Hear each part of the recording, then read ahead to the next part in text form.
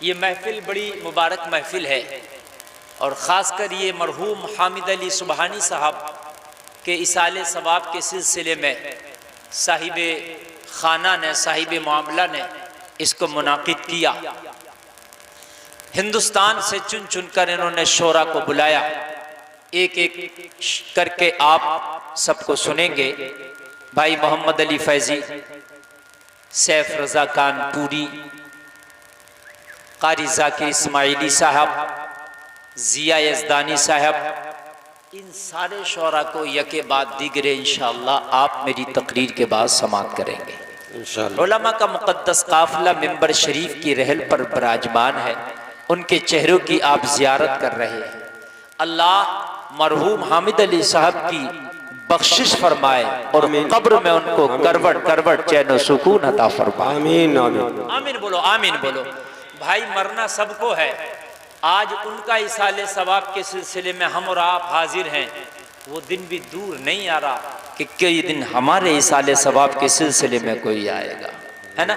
और पता नहीं वो खुश नसीब है, उनके लिए इतने लोग आए हैं। पता नहीं हमारा हाल क्या हो कि हमारे लिए कोई आए कि या ना आए, कुछ पता नहीं। अगर किसी का इंतकाल हो के उसे कब्र मिल जाए, नमाज जनाजा मिल जाए, उसके लिए इसाले सवाब करने वाले मिल जाए तो समझ लीजिए वो बड़ा खुश नसीब है। बेशक, है ना। इंसान कहता है यार जो होगा देखा जाएगा, और तेरी क्या औकात है जो होगा देखा जाएगा। जब तक सांस का डोरा चल रहा है, जब तक तू बोलता है देखा जाएगा। हकीकत यह है जिस दिन सांस का डोरा तेरा टूटा ना, उस दिन सारा जमाना तुझे देख रहा होगा। कहता ना देखा जाएगा, फिर देखने की तू काबिल ही नहीं रहेगा। जमाना तुझे देख रहा होगा, तू पड़ा होगा, कोई तुझे गुस्ल दे रहा होगा, कोई तेरा कफन तैयार कर रहा होगा, कोई तेरी लहद तैयार कर रहा होगा, कोई तेरी जनाजा उठाने की तैयारी में होगा, तो कोई तुझे खुशबू लगा रहा होगा, तो कोई तेरी बीवी को इद्दत में बिठाने की कोशिश कर रहा होगा। उस दिन को कभी यार मत भुलाया करो। सुन्नियों में बहुत ज्यादा लंबा नहीं बोलूंगा, आप जरा दिल से सुनना। मैं चाहता हूं कि ये मेरी चंद लम्हात की तकरीर आपकी जिंदगी का नजराना बन जाए, कुछ लेकर के जाएं आप। हर आदमी जानता है कि जाना है, इंतकाल करना है। जिससे पूछो सब कहेगा जाना है, इंतकाल करना है।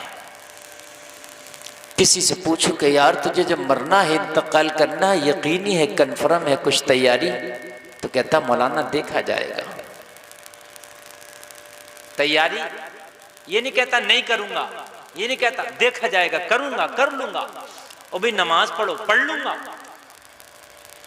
मना भी नहीं करेगा, पढ़ेगा भी, मना भी नहीं करेगा, पढ़ेगा भी नहीं। हजरात ये शैतान दिल में बैठा है, वो आपको ये ख्वाब सुनहरे दिखाता है कि यार अभी तो काफी जिंदगानी पड़ी है, अभी तो बहुत टाइम पड़ा है, अभी क्या जरूरत है तुझे मस्जिद में जाने की, अभी तुझे क्या जरूरत है सजदे करने की। जब तेरी दाढ़ी के बाल सफेद होंगे उसके बाद तो मस्जिद का रुख करना, सजदे करना। और जलसे में आने वालों जरा गुलफाम को बताओ, क्या पता तुम्हारी दाढ़ी का बाल सफेद हो या उससे पहले तुम्हारे जिस्म पर सफेद कफन आ जाए। हजरत उमर इब्ने खत्ताब ने तो एक गुलाम रखा, नौकर रखा, उसकी सिर्फ ड्यूटी लगाई, तू रोजाना आके मेरे कान में मुझे मौत की याद दिलाना और महीने की 30 तारीख को अपनी तनख्वाह ले जाया करना। सिर्फ उसका यही काम था, उमर मरना है, बस यही काम था, कोई दूसरा काम ही नहीं था। और महीने की 30 तारीख को तनख्वाह ले जाता। एक दिन उमर ने आईना देखा, एक दिन उमर ने शीशा देखा, उसमें उमर को अपनी दाढ़ी के चंद बाल सफेद नजर आ गए। तवज्जो करना जलसा में आने वालों, मैं किस उम्र की बात बताने लग गया, किसी मौलवी की नहीं, ना ना, किसी मस्जिद के इमाम की नहीं, ना ना ना, मैं उसकी बात बताने लग गया जिसके बारे में आमिना के लाल का फरमान है कि आसमान के सितारों के बराबर किसी की नेकियां हैं तो मेरे उमर की हैं। बेशक बेशक। मैं किसी आम शख्स की बात नहीं बताने लग गया। आप कभी सोचे हो पता नहीं मौलवी साहब किसकी बात बताने लग गए, मैं उसकी बात बता रहा हूँ जिसके बारे में आमिना के लाल ने मांगा था, जिसे वो उमर। बेशक। जिसको नबी ने चाहा था वो उमर, जो आज भी नबी के पहलू में आराम फरमा है वो उमर, जिसके बारे में नबी ने कहा मेरे बाद अगर कोई नबी होता तो उमर होता वो उमर, जिसके बारे में दुनिया के बड़े बड़े दानिश्वरों ने कहा अगर एक नबी और होता, एक उमर और होता तारीख इस्लाम में तो पूरी दुनिया में मजहब इस्लाम होता वो उमर। किसी ऐरे गैरे की नई बात बताने लग गया यार, जरा सुन ले, किसी ऐरे गैरे की नहीं बताने लग गया, जरा सुन ले यार। हाय हाय हाय, मैं उस उमर की बताने लग गया कि जो उमर रास्ता चले शैतान को पता चले उमर इस रास्ते से आ रहा तो रास्ता बदल दे वो उमर। बेशक उमर का नाम सुन के शैतान रास्ता बदल दे वो उमर। अल्लाह अल्लाह, जरा गौर करो यार, कितने मर्तबों का मालिक है मेरा उमर, है ना। यहां तो अगर थोड़ा सा इल्म हासिल कर लिया तो शायद तकब्बुर आ गया, चंद सजदे कर लिए तो हम अपने आप को आबिद ज़ाहिद समझने लग गए, और या फिर नामा अमाल बिल्कुल खाली है। और मुसलमानों, शैतान चाहता है तुम इबादत ना करो, और वो चाहता है अगर कर लो तो उस पर नाज कर बैठो ताकि तबाह बर्बाद हो जाओ। वो चाहता है उस पर नाज कर बैठो ताकि तबाह बर्बाद हो जाओ।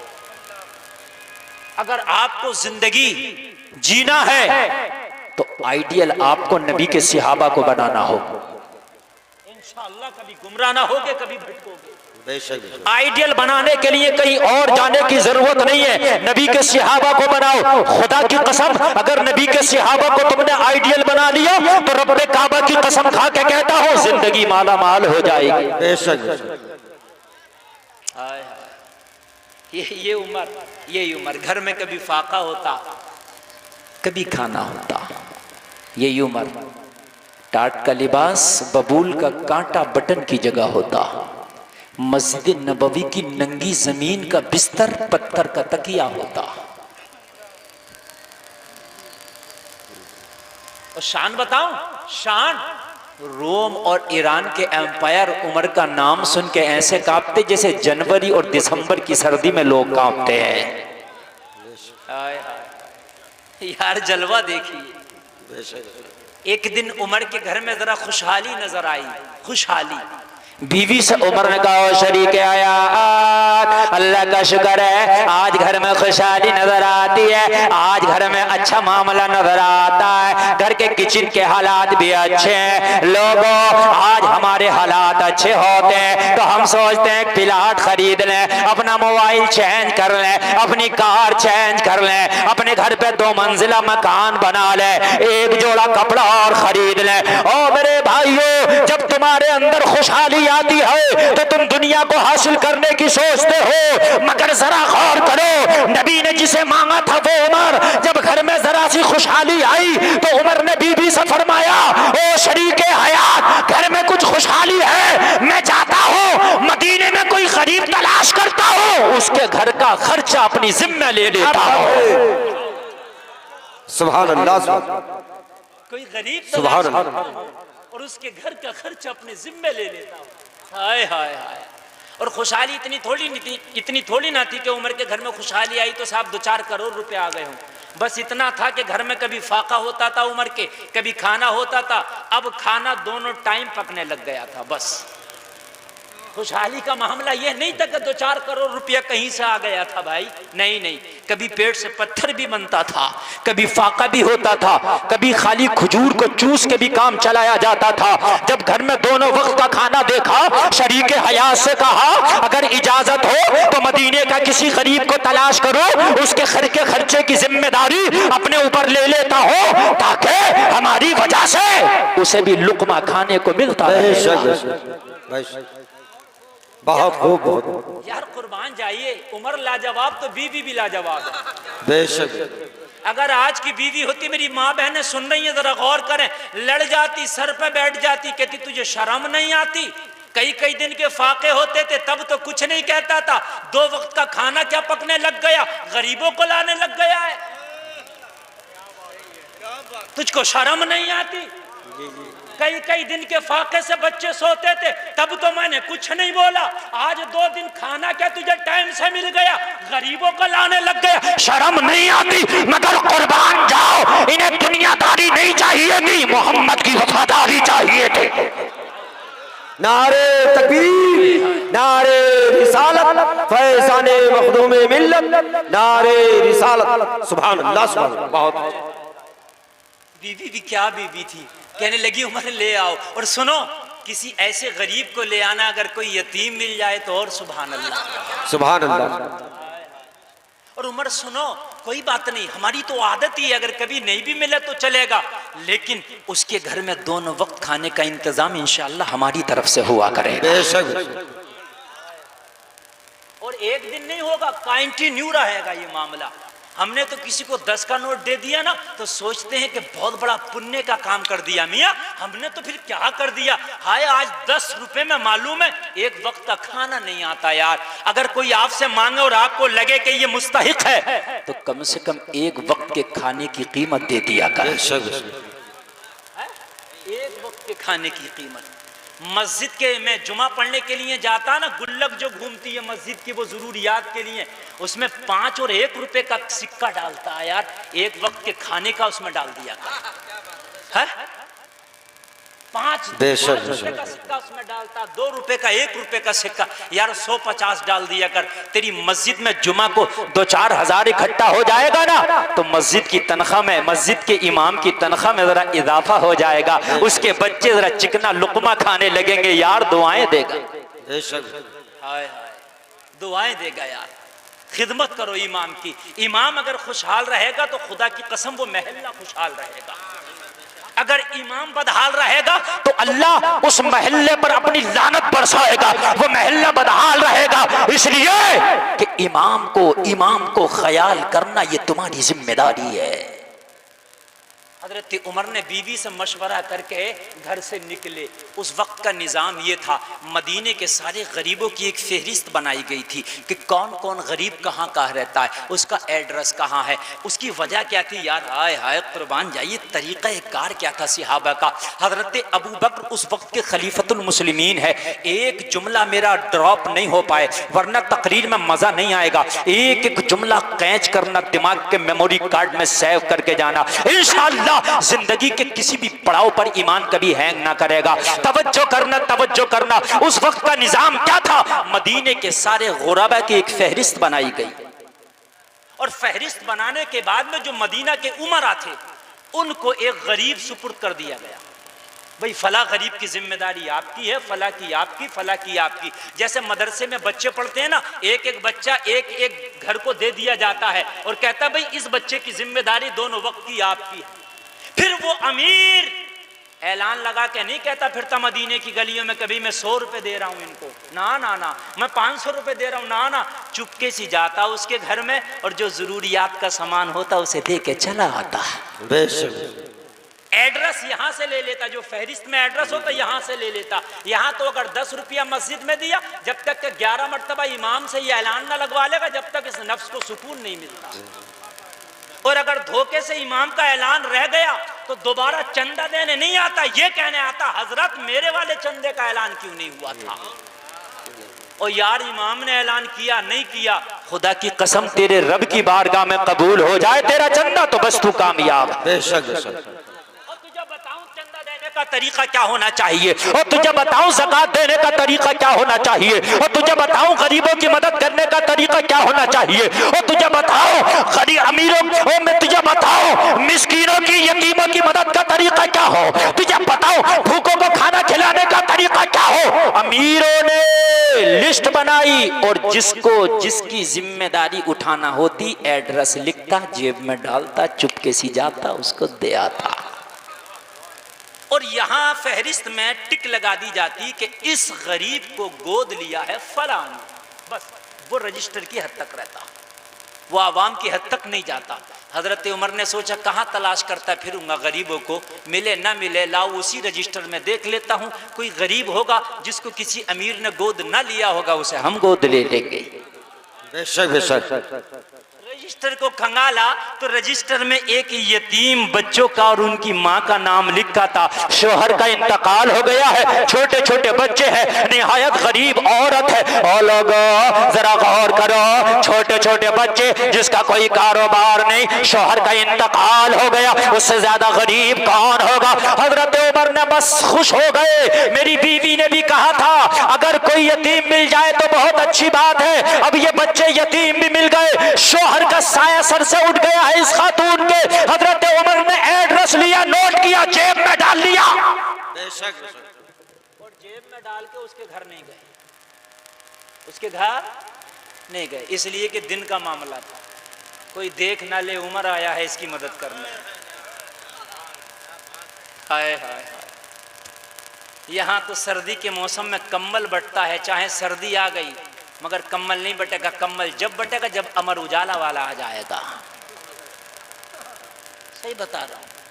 वो फोटो खींचेगा, नेताजी ने, फला जी ने, मुखिया जी ने, चौधरी जी ने, प्रधान साहब ने कम्बल बांटे हो, तू कम्बल बांट रहा कि गरीबों को जलील कर रहा है? तू कम्बल बांट रहा कि गरीबों को जलील कर रहा। इससे बेहतर था कि तू ना देता। यार इज्जत नफ्स तो गरीबों की भी होती है ना यार। यार अमीरों की थोड़ी नहीं इज्जत नफ्स होती है, इज्जत नफ्स तो यार गरीबों की भी होती है। यार इज्जत तो उसकी भी होती है जो भीख मांगता। खुदा की कसम इज्जत तो उसकी भी होती है। सही अगर पूछे जो जेलों में पड़े हैं, इज्जत तो वो भी रखाते हैं यार। यार ये गरीब है, इसकी क्या खता है यार, तू इसे क्यों बदनाम कर रहा है? मीडिया में चल रहा है, एक केला 4 लोग पकड़ के हॉस्पिटल में एक मरीज को दे रहे हैं। 4 लोग पकड़ के एक केला एक मरीज को दे रहे हैं और हेडिंग बन गई कि नेताजी ने फला हॉस्पिटल में मरीजों को फल बांटे।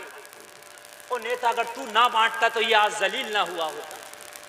यार वो गरीब जरूर था, वो मिस्कीन जरूर था, मगर जब तक तूने अखबार में उसका फोटो ना छपाया था, जब तक मीडिया में वो नहीं आया था, यार जब तक वो रुस्वा नहीं था, लेकिन तूने इसकी मदद क्या की। अब पूरी दुनिया समझ रही है कि ये मिस्कीन है, ये गरीब है, पूरी दुनिया जान रही है। अल्लाह अल्लाह, जरा गौर करो, तवज्जो मेरी तरफ होना चाहिए। अगर दिल के अंदर मुस्तफा की मोहब्बत है, इसलिए कि शैतान हर वक्त हमले कर रहा है। शैतान जब तक मरोगे जब तक हमले करता रहेगा। शैतान हर वक्त पीछे है। इशारा तुम्हारे लिए काफी है, इस वक्त साबित कदम रह के तुम्हें बताना है। हजरत उमर ने रात आने का इंतजार किया। ईशा की नमाज पढ़ने के बाद मदीना के लोग सो जाएंगे तो उमर जाके उन बच्चों की मदद करके आएगा, ताकि उमर जाने, वो बच्चे जाने या उमर का परवरदिगार जाने।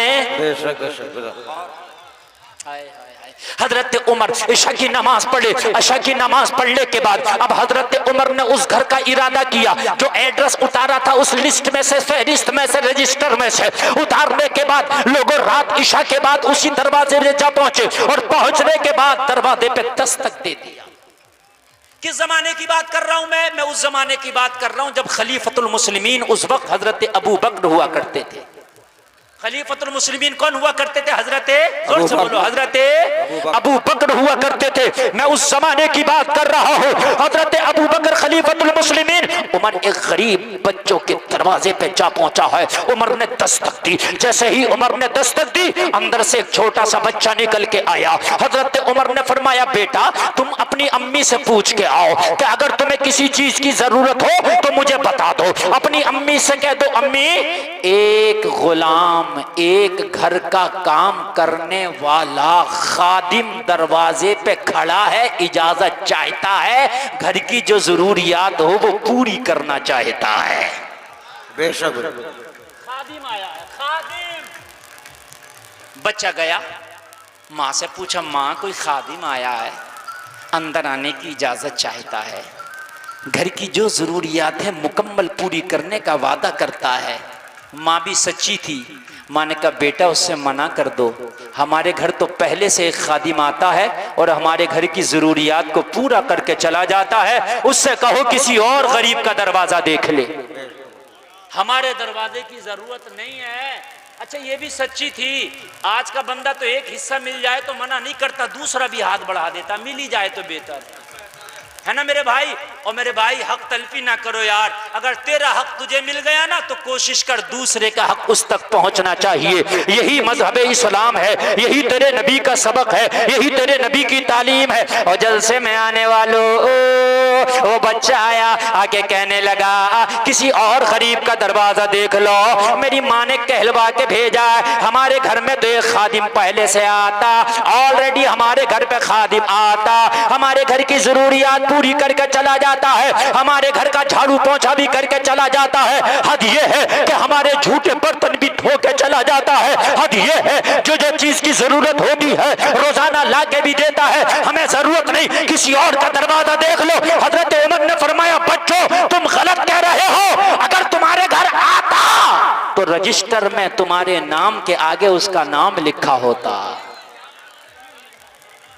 बात समझ रहे हैं ना, रजिस्टर में गरीब को जो गोद लेता था उसका नाम लिख दिया जाता था ताकि कंफर्म हो जाए इस गरीब का इंतजाम हो गया, अब उसकी देखो जिसका इंतजाम नहीं हुआ है। कहा बेटा तुम्हारे नाम के आगे तो किसी का नाम था नहीं। कहा ये तो रजिस्टर जाने, रजिस्टर वाला जाने, ये तो अबू बकर से जाके पूछो, खलीफतुल मुस्लिमीन वो है, निज़ाम उन्होंने बनाया है, ये उनसे पूछो क्या मामला है, ये हमारा मैटर नहीं है, बस हमें इतना पता है कि आता है। कहा बेटा वो किस वक्त आता है, उसका टाइम बता दोगे? कहा वो जल्दी आता है इशा की नमाज पढ़ के और जल्दी से काम करके जल्दी चला जाता है। वो कहता है मुझे और भी बहुत से काम है। हाय हाय हाय। हजरत उमर ने सोचा मैं कल ऐसे वक्त में आऊंगा ताकि मैं उससे मुलाकात कर सकूं, मैं देखूंगा कि वो कौन है कि जो रजिस्टर में भी नाम लिखना गवारा ना किया। वो कौन है जो रजिस्टर में भी नाम लिखना गवारा ना किया। उमर तो ये सोच के आया था कि उमर वो काम करने चला है जिससे मौला राजी हो जाएगा, मगर ये तो उमर से भी आगे निकला है। उमर तो रात में आया है कि कोई देखे नहीं, मगर रजिस्टर में नाम लिख के आया है। ये आया है आने वाला तो रजिस्टर में नाम भी लिख के नहीं आया है। हाय हाय हाय। दूसरा दिन हुआ, बच्चे ने जो टाइम बताया था, बच्चे ने जो वक्त बताया था, उसी वक्त के मुताबिक, टाइम के मुताबिक लोग हजरत उमर दरवाजे पे आके खड़े हो गए खामोश। अंदाजा लगा लिया खादिम अंदर काम चल रहा है। और पूरा काम करके जब ये निकला तो निकलने वाले के चेहरे पे नकाब था। ऑपरेटर साहब जरा इसका आवाज बढ़ा दीजिएगा, और इधर से शोर आ रहा, बढ़ा दीजिएगा वापसी, बहुत अच्छा साउंड बोल रहा। चेहरे पे क्या था? जोर से बोले जरा। मैं आपको बताता हूं लोगों, अगर कभी सदका करो, किसी की मदद करो तो इस तरह से करो कि आप मदद करो तो हो सके तो आपके घर वालों तक को पता ना चले। इस तरह से करो, किसी को जलील ना करो, इज्जत सब रखते हैं। चेहरे पे नकाब था। उमर जैसा जिद्दी इंसान जब ये घर से बाहर निकला ना तो उमर ने दामन पकड़ लिया। और आने वाले बाद में जाने दूंगा, चेहरे से नकाब उठा, अपना नाम बता, तारुफ करा, परिचय करा, इंट्रोडक्शन करा, आखिरकार तू है कौन? अल्लाह अल्लाह। आने वाले ने कहा उमर ये मामला पर्दे में है, पर्दे में रहने दो, चेहरे से नकाब ना उठाओ। अल्लाह अल्लाह। हजरत उमर की जिद के सामने कौन टिक पाए? हजरत उमर ने कहा नहीं नहीं, आज चेहरे से नकाब उठाना पड़ेगा, आज रात से पर्दा उठाना पड़ेगा। तू है कौन? आज तुझे बताना पड़ेगा। हजरत उमर जिद कर गए, आने वाला मजबूर हो गया, चेहरे से नकाब उठा, हैरत में पड़ जाओगे, कोई और नहीं खड़ा था, मुसलमानों का खलीफा अबू बकर सिद्दीक खड़ा है। सुभान अल्लाह, सुभान अल्लाह, सुभान अल्लाह, बेशक सुभान अल्लाह। खड़ा था, मुसलमानों का खलीफा अबू बकर सिद्दीक खड़ा है। उमर की चीख निकल गई, अमीरुल मोमिनीन आप हमारे सर का ताज है। हजरत उमर से फरमाया उमर ये मेरे रब के और मेरे दरमियान का मामला था, आज तूने पर्दा उठा दिया। मैं भी कुछ ऐसा करना चाहता हूं कि जिसे सिर्फ मैं जानूं, मेरा रब जाने। अबू बकर अगर आना ही था बच्चों की मदद करने तो रजिस्टर में नाम तो लिख दिया होता। हजरत अबू बकर ने फरमाया उमर नाम तो लिख देता, मगर नाम लिखता तो ये खबर रजिस्टर को भी हो जाती कि अबू बकर किसकी मदद करता है। अबू बकर नहीं चाहता कि अबू बकर जिसकी मदद करता है वो रजिस्टर को भी खबर हो कि अबू बकर क्या करता है। हाय हाय लोगों, यही उम्र है। उस अपने खादिम से कहा है कि तू रोज मेरे कान में आके मौत की खबर देता है, आज के बाद नहीं आना। कहने लगा हुजूर क्या कोई गुस्ताखी हो गई, कोई गलती हो गई? नहीं, जो तू काम करता है ना रोजाना के मौत की याद दिलाता है। मैं आज आईना देख रहा था, मुझे दाढ़ी में चंद सफेद बाल नजर आए, ये बाल मुझे मौत की याद दिलाने के लिए काफी है। हमारा तो हाल ये है कि जिंदगी के किसी भी पड़ाव पर है मौत से बेगम है। अगर हम 70 साल के भी हैं तो मौत का गम नहीं है, जबकि मौत जवानी नहीं देखती, मौत बुढ़ापा नहीं देखती, मौत बचपना नहीं देखती, मौत इसके छोटे छोटे बच्चे हैं ये नहीं देखती, मौत तेरी गुर्बत या तेरी अमीरी को नहीं देखती। जो लिख दिया अल्लाह फरमाता वलन युअख्खिरल्लाहु नफ्सन इज़ा जाअ अजलुहा, जब मौत आएगी तो एक सांस की भी मोहलत नहीं दी जाएगी। अब मैं तुमसे पूछना चाहता हूं जलसे में आने वालों, जब मौत आना यकीनी और किसी की नहीं सुनेगी, आएगी आके रहेगी।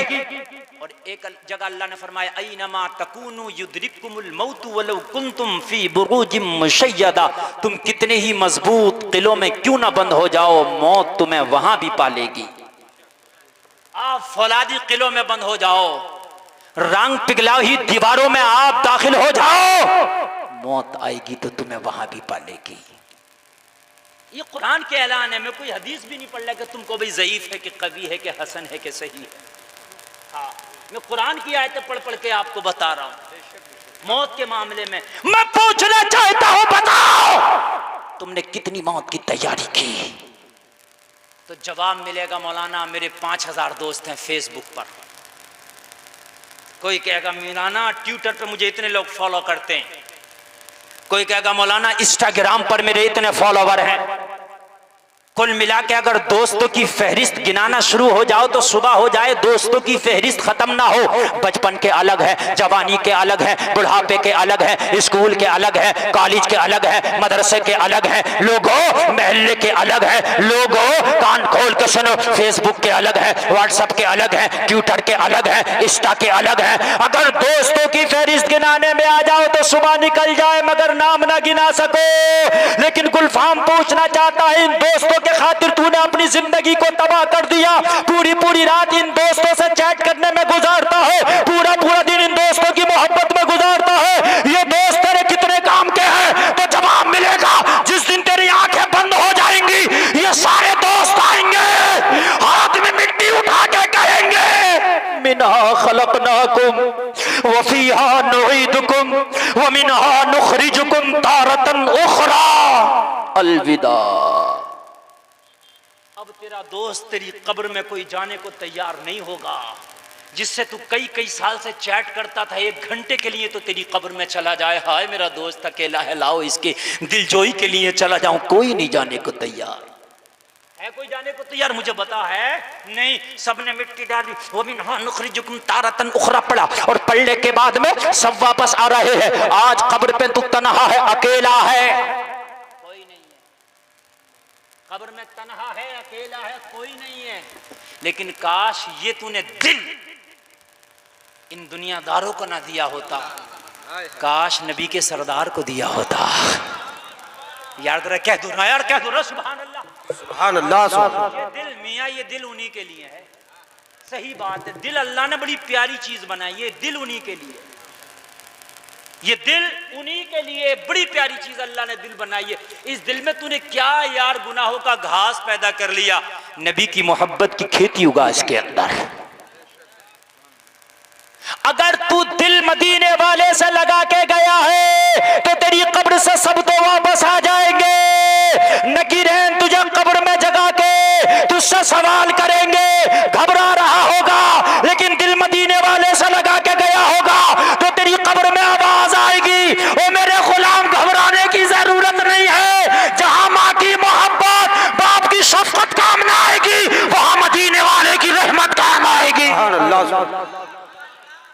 बुखारी की हदीस है कि नबी कब्र में आते हैं। बेशक बुखारी शरीफ की हदीस है, नबी कहाँ आते हैं? कब्र में। जब आप किसी के जनाजे में शरीक हो और कब्र में जाया करो ना, तो एक बात बताऊं, जब मिट्टी दे दिया करो तो कब्र पे खड़े होकर सलातो सलाम पढ़ा करो। क्यों मालूम है? क्यों? इसलिए कि तू नबी को अगरचे नहीं देख रहा है, मगर इस कब्र में मुस्तफ़ा तशरीफ लाने वाले हैं। ये तो यकीन है ना कि मुस्तफ़ा तशरीफ लाने वाले हैं। तो फिर तू खड़ा होके दुरूदो सलाम पढ़, इसलिए कि जहां तू खड़ा है वहीं मुस्तफ़ा आने वाले हैं। बेशक हाय हाय हाय, दुरूदो सलाम पढ़, जहां तू खड़ा है वही मुस्तफ़ा, जोर से बोलो, वही मुस्तफ़ा आने वाले हैं। यार दिल लगाना है तो रब से लगा, दिल लगाना है तो रसूलुल्लाह से लगा। और कुरान में जिक्र है वमन यतवल्लल्लाह व रसूलहु वल्लज़ीना आमनू, और अगर दिल लगाना है तो ईमान वालों से लगा। बेशक ये दोस्तियां हैं कामयाब। कुरान ने इन 3 दोस्तियों का जिक्र किया, अल्लाह की दोस्ती, अल्लाह के रसूल की दोस्ती और फिर ईमान वालों की दोस्ती, है ना। हमारी तो बीड़ी वाले से दोस्ती, पतंग वाले से दोस्ती, कबूतर वाले से दोस्ती, सही बता रहा हूं मैं, सब से दोस्ती हो जाएगी। मौली साहब से दुश्मनी, ये मेरी मस्जिद का इमाम ऐसा है, फला मौलाना ऐसा है, फला मौलाना ऐसा है, और गौसे आदम जैसे मौलवी नहीं मिलेंगे तुम्हें, मैं अब तुम्हें बता रहा हूँ। ये ऐसे टूटे फूटे मिलेंगे जैसे अब हैं, और अब जैसे हैं 50 साल के बाद ऐसे भी नहीं मिलेंगे। आप ये चाहो कि गौसे आदम जैसा मौलाना मिल जाए तो खुदा की कसम नहीं मिलेगा, जमाने के एतबार से होता है। और अब तो इंडिया, बांग्लादेश और ये तुम्हारा पड़ोसी मुल्क जो पाकिस्तान है भी इसमें बेहतर है, भलाई है। बाहर तो जाइए जरा, मिस्र, दुबई और जाइए बाहर, पता ही नहीं चलता है डॉक्टर साहब है या मौली साहब हैं या इमाम साहब हैं। दाढ़ी भी नहीं है, पैंट और शर्ट टाई लगी हुई है और नमाज पढ़ा रहे हैं।